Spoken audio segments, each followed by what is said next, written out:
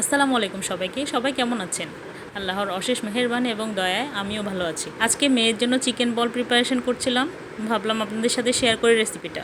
এখানে আমি একটা বড় মুরগির বুকের মাংস নিয়ে নিয়েছি। যেহেতু পরবর্তীতে এই মাংসটা আমি ব্লেন্ড করব, তাই ছোট ছোট কিউব করে কেটে নিয়েছি আর ভালোভাবে ধুয়ে পানি ঝরিয়ে নিয়েছি। এরপর চিকেনটা ব্লেন্ড করার জন্য আমার যা যা লাগবে তা হচ্ছে, আমি এখানে 2টা কাঁচামরিচ নিয়েছি, যেহেতু আমার মেয়ে ঝাল খায় না তাই আমি 2টা কাঁচামরিচ নিয়েছি, পেঁয়াজ নিয়েছি, রসুন নিয়েছি আর কিছু সিদ্ধ আলু নিয়েছি। আপনারা নাও দিতে পারেন, এই আলুটা অপশনাল।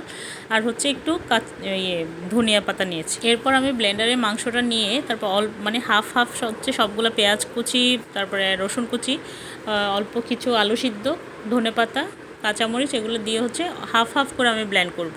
মাংসটা খুব স্মুথ করে ব্লেন্ড করতে হবে, বল যাতে সুন্দর হয়। চিকেন বলটা যখন আপনারা পরবর্তীতে বল হিসেবে বানাবেন তখন যাতে স্মুথ হয়, সেজন্য এখানে কোনো পরিমাণ মাংসের দানা যাতে না থাকে সে জিনিসটা খেয়াল রাখতে হবে। এরপর আমি ব্লেন্ড করা শেষ হয়ে গেলে আমি এখানে অল্প পরিমাণ লবণ, তারপরে গোলমরিচের গুঁড়া দিয়ে আমি এটাকে মাখিয়ে নেব। তো আমি বলতে ভুলে গিয়েছিলাম, সেটা হচ্ছে আমি এখানে জিরার পাউডারও দিয়েছি, অল্প একটু জিরার পাউডার দিয়ে দিব। তারপরে সুন্দরভাবে মাখিয়ে নেব। আর হ্যাঁ, মাখিয়ে নেওয়ার আগে 2টা পাউরুটি আমি ভিজিয়ে ব্লেন্ড করে তারপরে দিয়ে দিয়েছি এটার মধ্যে। আপনারা যে কোনো একটা দিতে পারেন, হয় আলু সুদ্ধ দিতে পারেন, নাইলে পাউরুটির স্লাইস দিতে পারেন। যেটা বাসায় যেটা থাকে সেটাই দিবেন।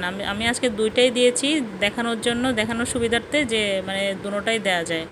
হয় আলু সিদ্ধ দিবেন, নাইলে পাউরুটি স্লাইস ভিজিয়ে ব্লেন্ড করে দিয়ে দিবেন। নর্মালি আমরা তো চিকেন বলের অনেক রেসিপি দেখেছি যে পানির মধ্যে সিদ্ধ করে। আজকে আসলে আমি পানির মধ্যে সিদ্ধ করব না, আমি স্টিম করব।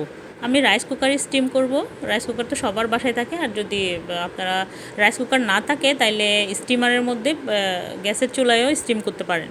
রাইস কুকারের যে স্টিমার নেটটা থাকে সেটার মধ্যে আমি একটা বেকিং পেপার দিয়েছি, যাতে বলগুলো আমি পরবর্তী যখন স্টিম করব যাতে সুন্দরভাবে উঠে আসে। হাতের তালুতে একটু বাটার লাগিয়ে নিয়েছি, তারপরে একটা একটা করে এভাবে বল নিয়ে নিব, বল বানিয়ে নিব। বলের আকারে আপনারা ছোটো বড় যেভাবে বলের আকার দিয়ে দিতে পারেন।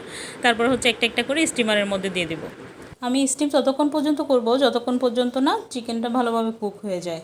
চিকেন বল পুরোপুরি কুকড হয়েছে কিনা সেটা জানার জন্য একটা টুথপিক ইউজ করতে পারেন। আমি প্রথমবার যে চিকেন বলগুলো দিয়েছি সেগুলো হয়ে গেছে পুরোপুরি। আমি এখন নামিয়ে নিব। এই যে আপনাদেরকে দেখাচ্ছি আমি কি পরিমাণ সফট হয়েছে দেখুন। এ পর্যায়ে আপনারা জিপলক ব্যাগে করে এই চিকেন বলগুলো স্টোর করতে পারেন ডিপ ফ্রিজে। আমিও চিকেন বলগুলো জিপলক ব্যাগে করে স্টোর করেছি। আমার চিকেন বলটা যখনই রেডি হয়ে গেছে আমি আমার মেয়ের জন্য কিছু ভেজে নিয়েছিলাম, কারণ স্ন্যাক্স আইটেমের মধ্যে চিকেন বলটা সে খুব পছন্দ করে। তার বাবাকে প্রায় বায়না ধরে যে সিপি থেকে চিকেন বল এনে দেওয়ার জন্য।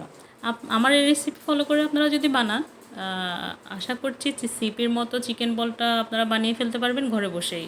সবাই ভালো থাকবেন, আমার জন্য দোয়া করবেন। আল্লাহ হাফেজ।